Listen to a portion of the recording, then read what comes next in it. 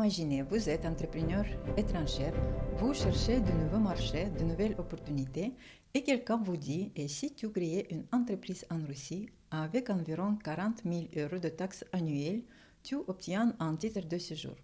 Ça sonne intéressant, non? Aujourd'hui, on va décortiquer cette option ensemble. Pas de promesses irréalistes, juste une analyse froide, technique, complète.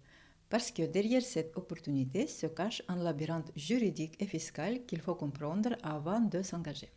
Je m'appelle Natalia Darsimon Andreeva et pendant cette vidéo, on va explorer cette possibilité selon une logique très précise. Première étape, comprendre la mécanique juridique. Est-ce que ça existe vraiment un titre de séjour via l'investissement en Russie et comment ça marche? Deuxième étape, analyser les conséquences fiscales. Parce que créer une entreprise, c'est entrer dans un système fiscal. Troisième étape, explorer les aspects opérationnels. Comment gérer concrètement cette entreprise? Et enfin, répondre à la question ultime. Est-ce que ça vaut le coup? Avant de plonger dans le juridique, comprenons le pourquoi. Pourquoi un entrepreneur étranger envisagerait-il la Russie? Un marché de 145 millions de consommateurs, des métropoles comme Moscou et Saint-Pétersbourg qui figurent parmi les villes les plus riches du monde. Des coûts opérationnels significativement inférieurs à l'Europe de l'Ouest, un écosystème numérique développé avec 85% de pénétration Internet. La qualité de vie dans les grandes villes est souvent sous-estimée. Infrastructures ultramodernes, sécurité relative élevée, offres culturelles exceptionnelles, des théâtres, des musées, des espaces verts. Bien sûr, il y a des défis. L'hiver rigoureux, la bureaucratie, la barrière linguistique, mais pour un entrepreneur qui cherche un nouveau marché avec un coût de la vie accessible, l'opportunité mérite réflexion. Maintenant que le contexte est posé, rentrons dans le vif du sujet. Comment obtenir légalement ce titre de séjour? Première question. Est-ce qu'il existe vraiment un raccourci légal vers le titre de séjour via l'investissement en Russie? La réponse est oui. La loi fédérale l'établit clairement. Un étranger qui a effectué des investissements en Russie peut obtenir un titre de séjour sans passer par le permis de séjour temporaire. Voici un voie, parcours classique, durée totale 3 ans minimum, et parcours investisseur sans passer par le permis temporaire. C'est un vrai privilège légal. Mais attention, et c'est crucial, ce n'est pas un chèque en blanc. Le décret gouvernemental définit 4 critères très précis. Vous devez en remplir au moins un.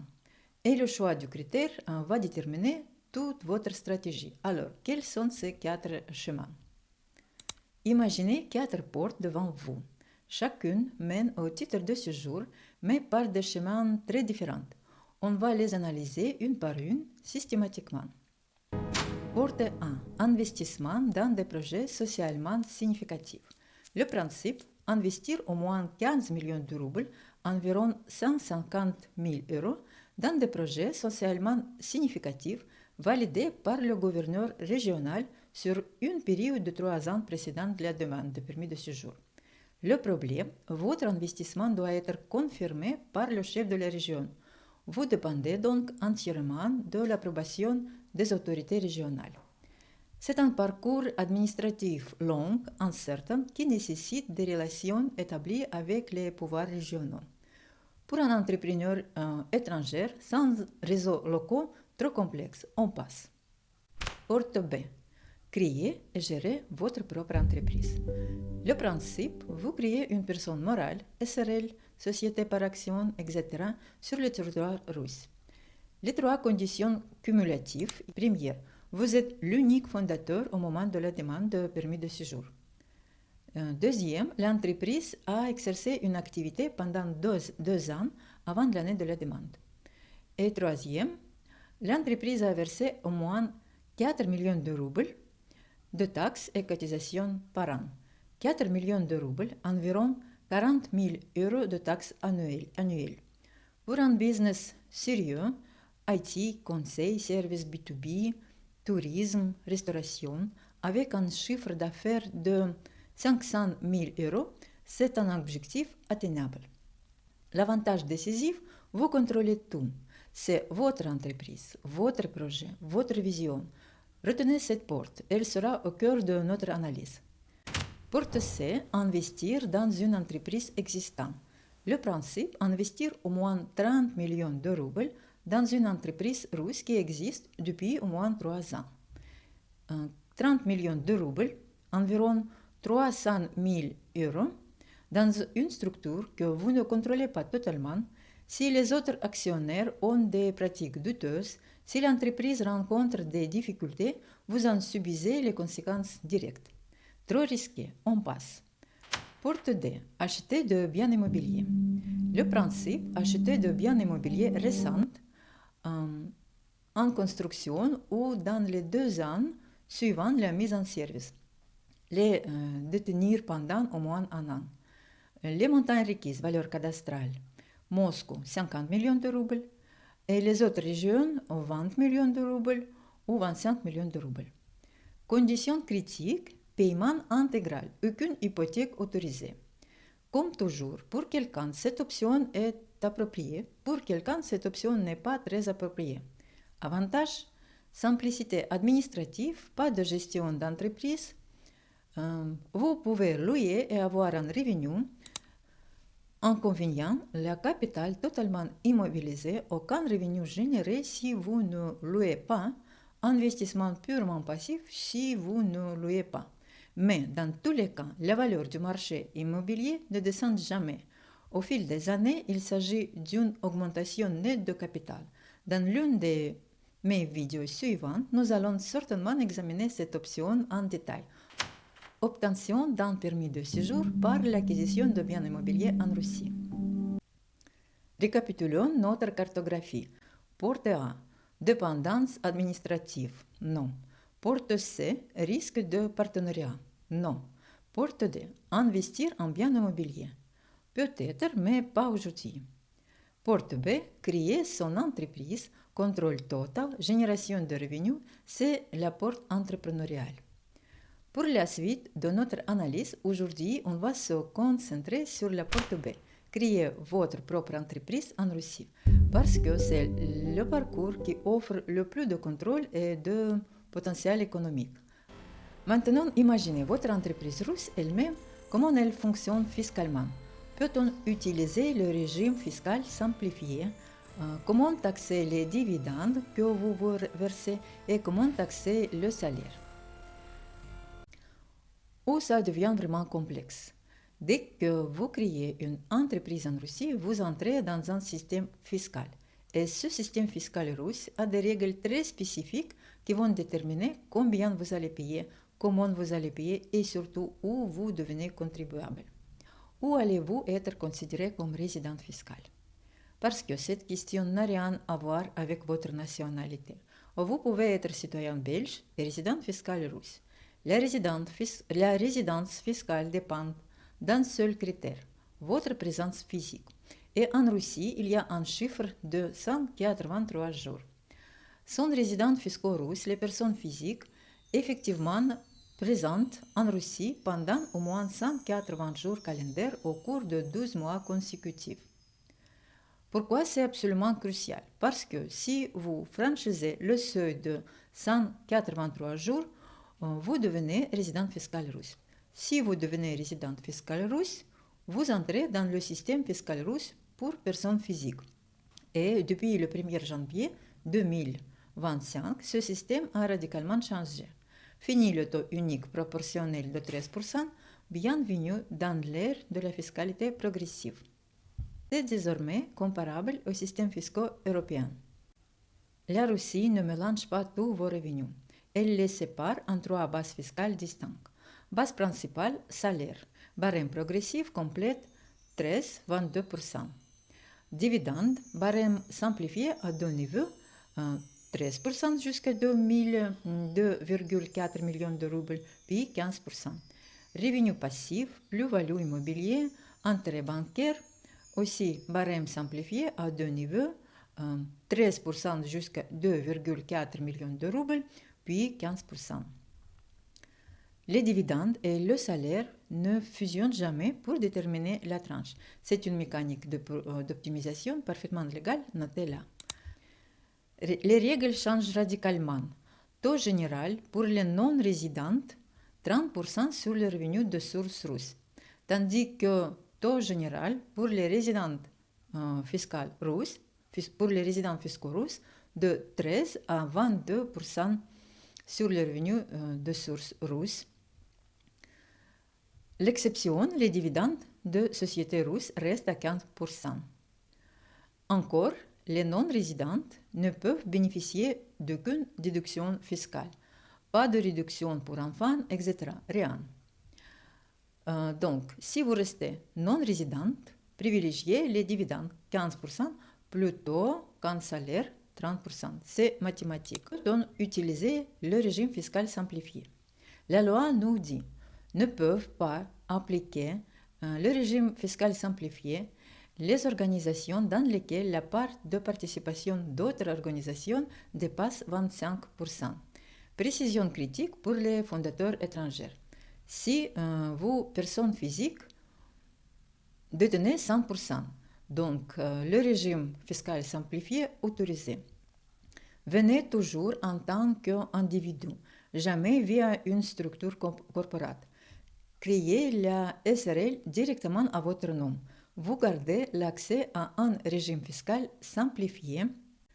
Le taux de l'imposition est 6% ou 8% sur l'objet de revenu ou 15% et 20% sur l'objet revenu moins dépenses. Bon, votre SRL peut utiliser le régime fiscal simplifié et il génère des bénéfices. Maintenant, vous voulez sortir cet argent. Vous avez deux options principales, les dividendes ou le salaire. Comment sont-ils taxés, les dividendes et le salaire? Parlons d'abord dividendes. Vous êtes actionnaire unique de votre SRL russe, elle dégage des bénéfices. Vous décidez de vous distribuer des dividendes. Scénario 1. Vous êtes non-résidente fiscale russe. Les dividendes versés à une personne physique étrangère non-résidente fiscale, 15% d'impôt à la source.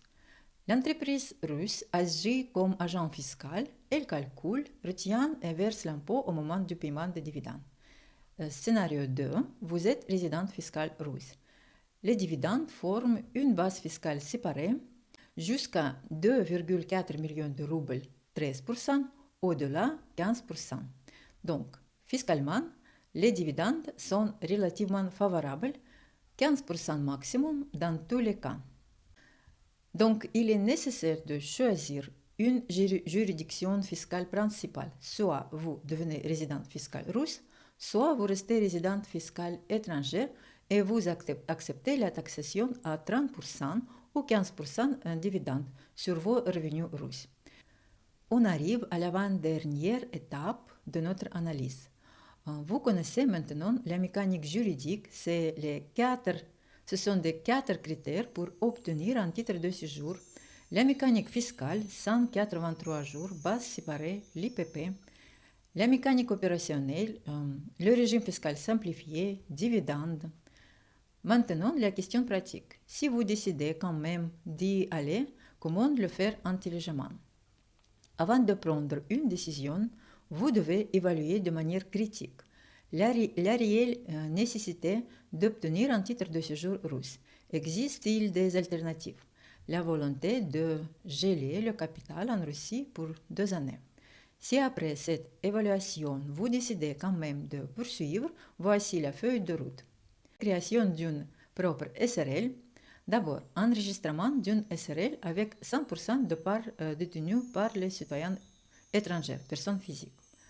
Après, application de régime fiscal simplifié, revenu taxé 6 ou 8%, ou objet revenu moins dépenses taxé 15 ou 20%. Puis, activités dans des sphères à faible risque, IT, conseil, éducation, services, restauration, tourisme. Et enfin, assurer des paiements fiscaux d'au moins 4 millions de roubles par an. 4 millions de roubles de taxes, chiffre d'affaires de 500 000 euros par an, ambitieux mais réaliste pour un entrepreneur sérieux.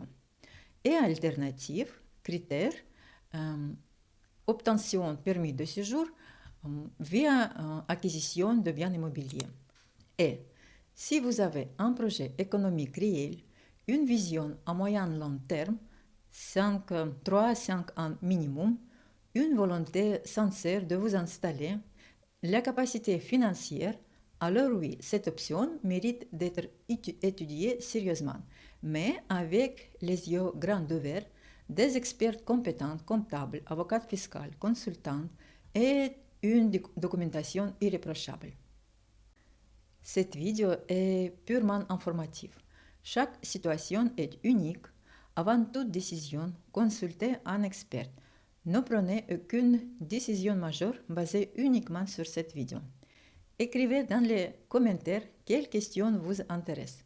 Si cela concerne mon expertise, je vais certainement faire une analyse en tenant compte de la pertinence de la situation et de la législation, et puis je vais faire une vidéo. Si vous êtes intéressé par des sujets, des questions concernant la Russie, écrivez dans les commentaires. Peut-être que ce sera l'un des thèmes de mes vidéos suivantes. Je fais mes vidéos basées sur mon expérience de la vie en Russie en tant que Russe et compte tenu du fait que maintenant je vis souvent en Europe et que je suis familier avec la différence de mentalité. Et le plus important de toutes mes vidéos, que je fais des vidéos basées sur la législation actuelle en vertu de ma profession. Merci d'avoir suivi cette analyse jusqu'au bout. J'espère que vous avez maintenant une vision claire, complète et honnête de cette option. Si cette vidéo vous a été utile, likez, partagez, commentez. Donc, si vous avez des questions, laissez-les en commentaire. Je réponds personnellement. Et si vous souhaitez un accompagnement, vous trouverez tous mes contacts dans la description sous cette vidéo et dans la description de la chaîne. Je serai ravie de vous accompagner. Je suis Natalia Tarsimon Andreeva et je vous dis à très bientôt pour une prochaine vidéo. Prenez soin de vous et de vos investissements.